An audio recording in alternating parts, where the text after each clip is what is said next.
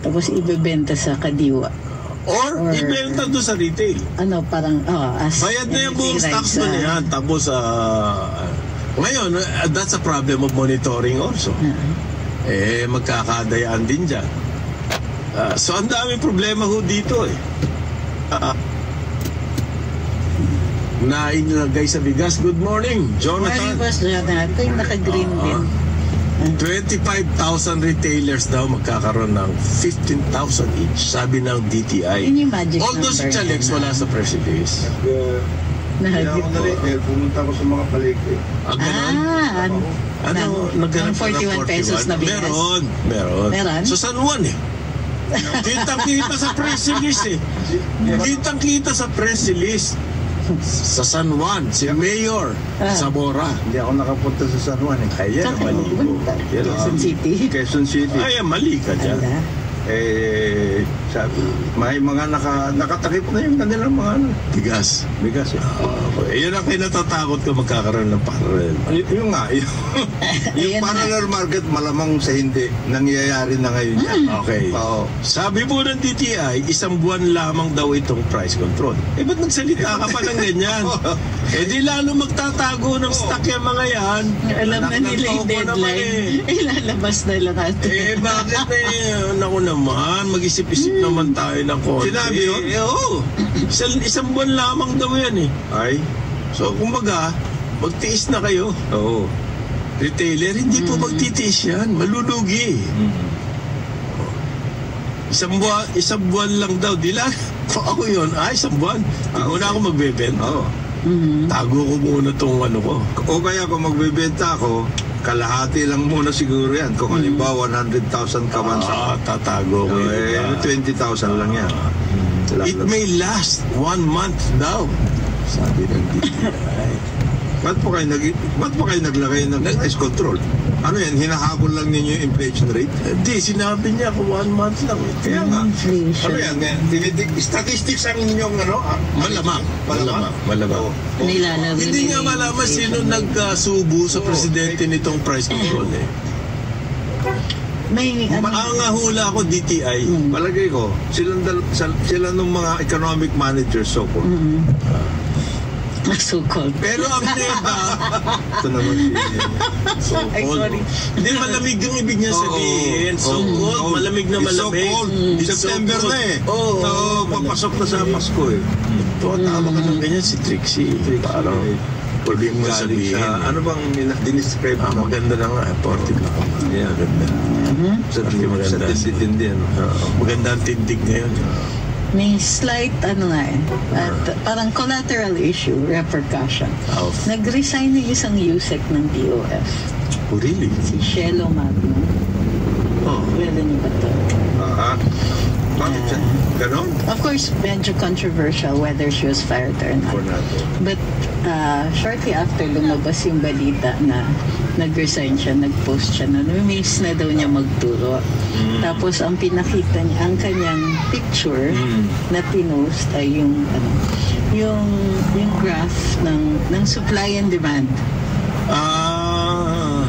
Making it appear as though na related dun sa disagreement niya with the Secretary Jokno about price controls. Pinakita niya yung supply and demand. Yung alam mo yung graph. Yung axis na yung yes, XY. Yung P for price, supply, demand. Anong nakalagay sa graph? Yeah, the price is set at the median. Yung equilibrium yun.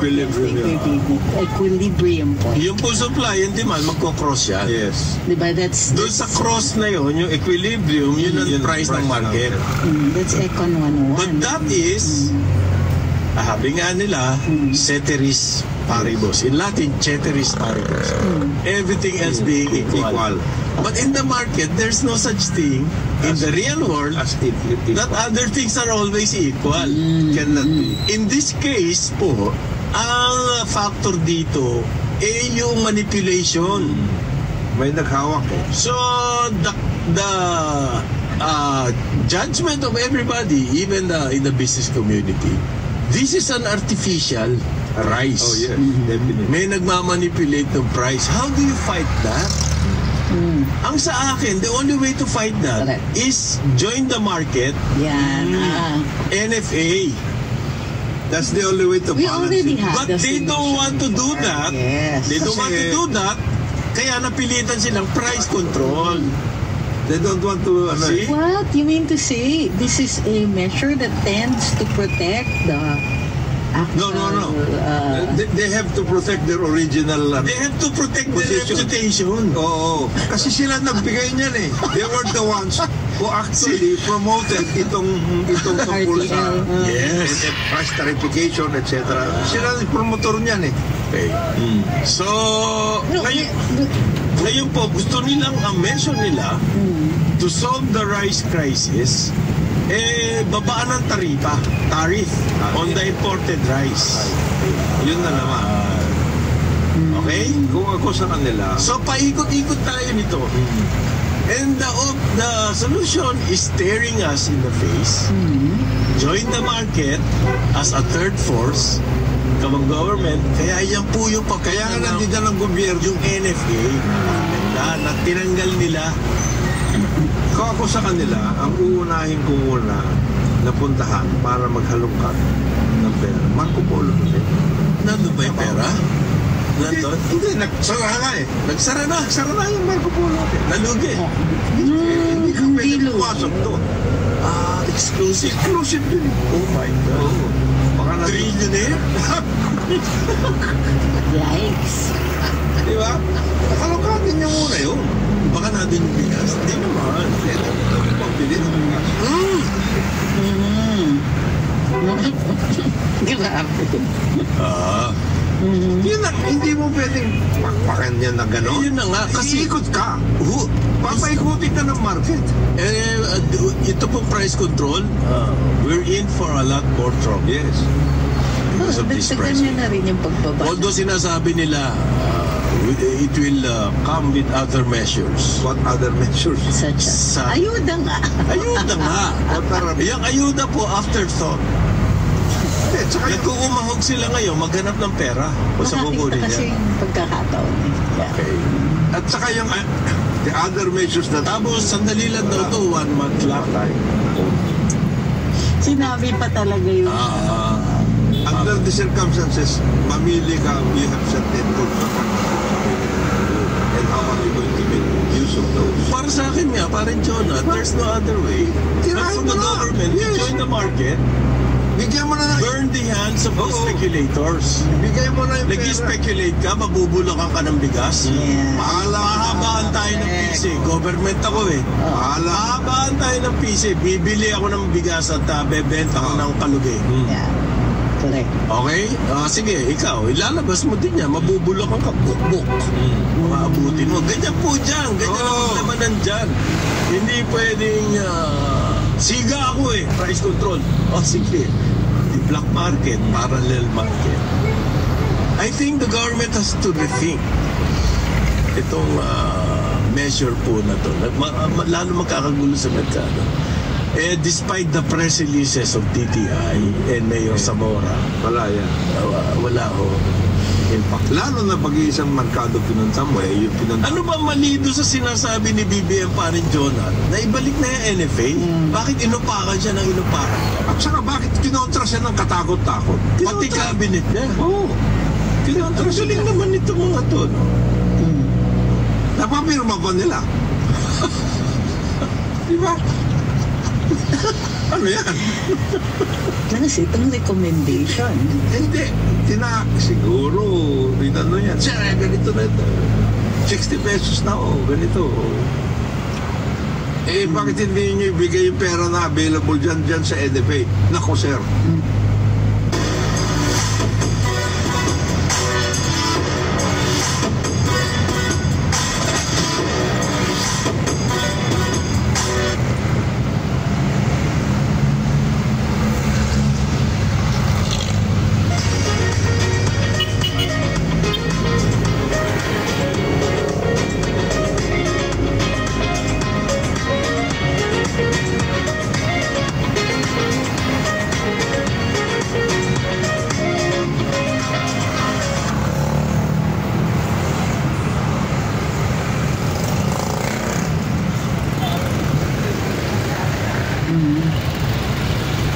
Kung pwede ho yun, we cannot get to that point.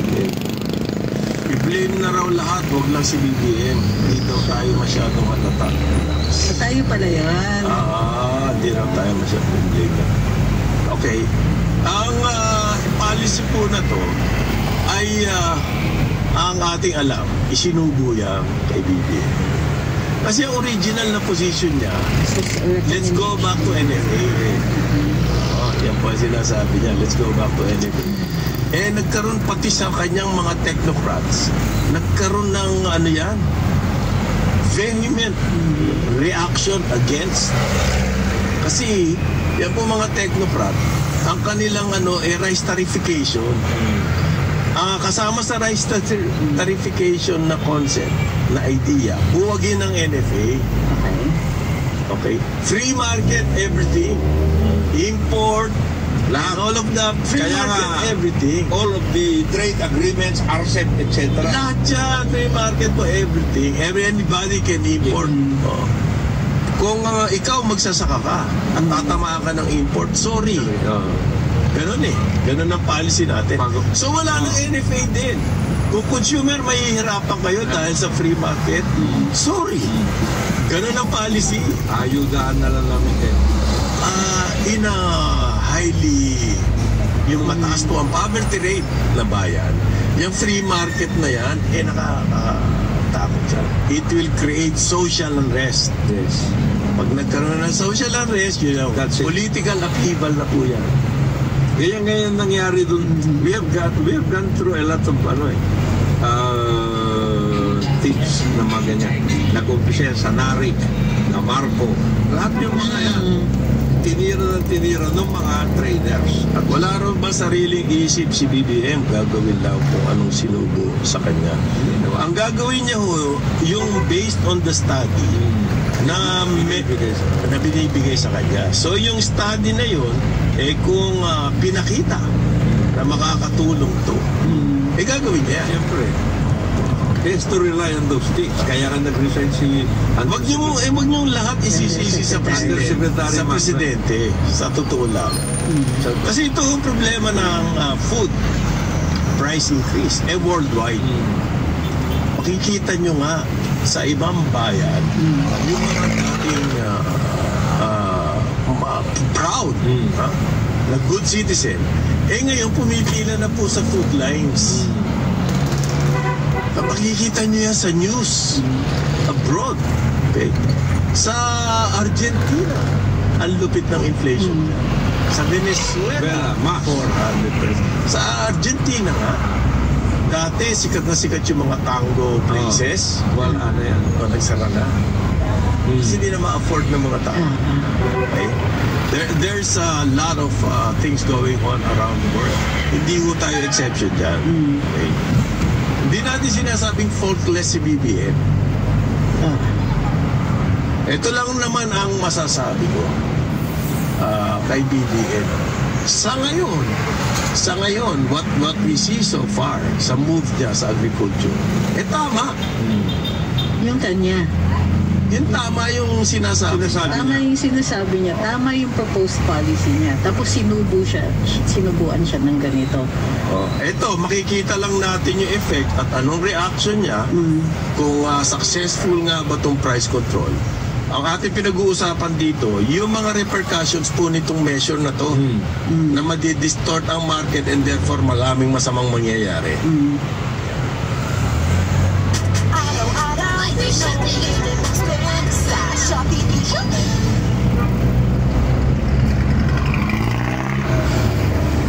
.34 ng umaga, karambola sa DWIC. Babalik ang karambola. Balikan natin ang ating mga karambulista at ang sa DWIC. Karambola, karambola. Babalik ang karambola, kasama pa rin si Impilan, Conrad Banar, Jonathan De La Cruz. You've got mail. Based sa mga text na nakikita ko, na comments, parang on trial ang presidente dito. Okay? Ang pinag-uusapan ho natin dito yung policy on the rice. merong long-term measures na ginagawa dyan. Pero dahil sa meron ngang artificial na gumagawa dito, kailangan mo ng measure to do it. Yung kanyang long-term measures mo, ayos. Nandyan yan, nakalatag yan, yung increase in production and everything. Pero meantime, nagwawala ang market. What do you do? Okay?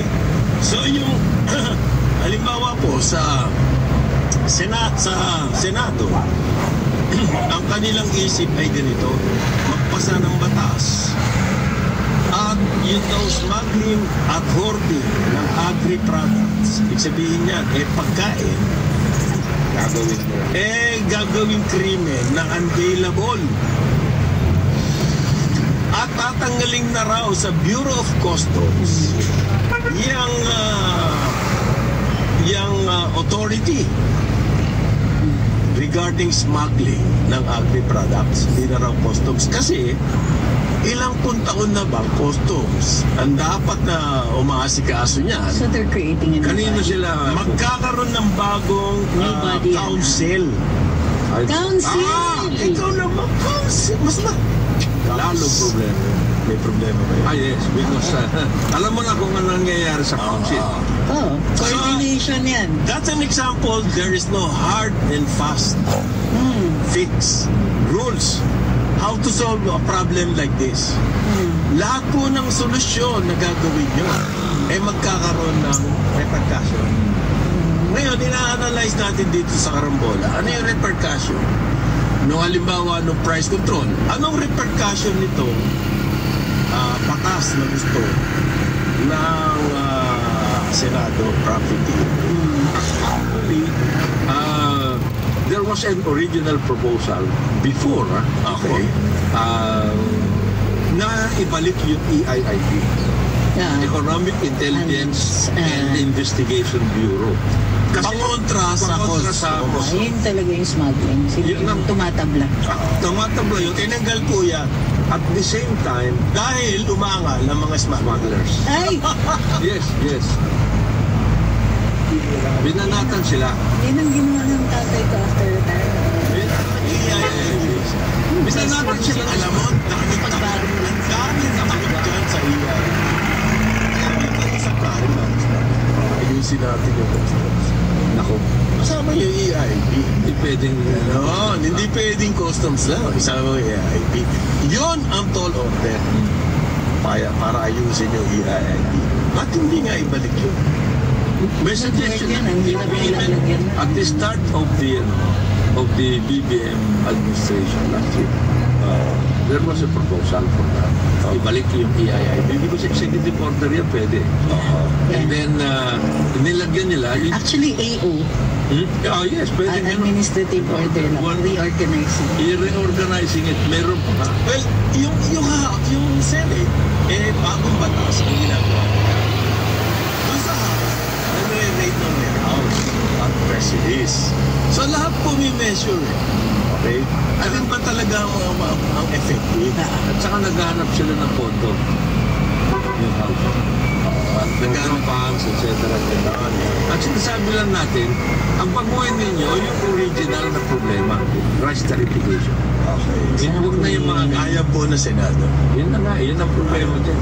Nagsasalita po si Senator Cynthia Villar tungkol dito sa bagong Ay, batas. nagsasalita si Senator. Amendahan daw nila yung Anti-Agricultural Smuggling Act of 2016. Okay? At To include hoarding. kasama po Na lahat hindi siya. imported. So, kasi daw, gagawin nilang crime of economic sabotage. Ang hoarding. Ang question dyan, how do you define hoarding? Yan nga pupunta dun eh. Yan po ang crucial dyan. Doon pupunta eh.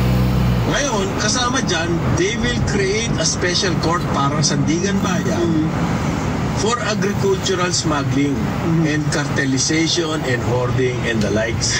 It's a special court. Yan po ang... Bakit? Bakit pa? Wag na. para wag magalaw yung rice tarification. My gosh. They will work around. They will work around the rice So tarification. meron pong tatanggalin sa customs, magkikreate ng council. Okay? Yung council na yun, composed of agencies, and as you know, the committee is a group of people doing the work of one. Okay? Yan pong create a new court to try cases of smuggling, cartel, and everything. Ang mangyayari dito, parang yung yung money laundering. Wala yan, amlak. It's a law on paper. Correct. Okay? Wala hong nahuhuli. Walang Ang ano lang yan. nakukulong. Lip service. Hindi nga ninyo ginagamit ng todo yung PCC. So yan yung solusyon naman ng Senado. Philippine Competition Alam Commission. nyo, Oo. karambola, buhay pa si Jojo, sinasabi na natin, yung crime of economic sabotage, hindi nila ginagalaw. Wala yan. Puro lip service, isipin mo, economic sabotage, falsification of LTO documents. That's one of the definitions. Very few definitions. Very few ang covered ng economic sabotage. So, nung finally ginawang economic sabotage, yung smuggling of agricultural products, very specific yung intent. The reason it's a crime is in order to destroy the local industry. Pero, kailangan yung elemento na mas mura yung mas mura yung benta as compared dun sa binilan nila. So, pagka, kunwari, binili mo, tapos nag-markup ka ng $1-2 piso or whatever, hindi siya economic sabotage. In other words, they proposed a law that shoots itself in the foot. Yes. Oo. So, how do we know that the same thing... Paano mo i-implement yung batas na yan ngayon? Itong RTL, kaya nila na-convince si Presidente Duterte was because sabi nila, dun sa taripa, matutulungan natin yung mga magsasaka. Ayan, rice tarification law. So, and... hindi, yun na nga. The problem there, nandyan yung pera, how to distribute it? Hindi lang yun. Anasan ang programs? Hindi, meron namang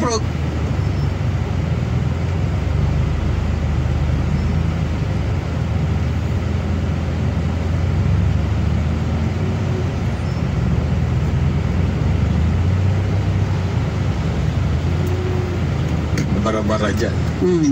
Ito ang ginagawa nila ito na pira-piraso. That's exactly how we are actually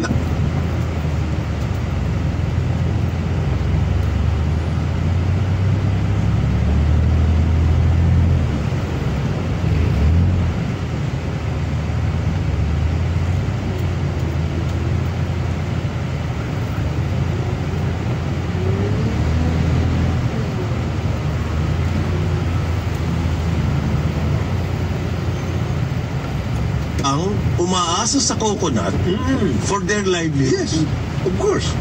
There are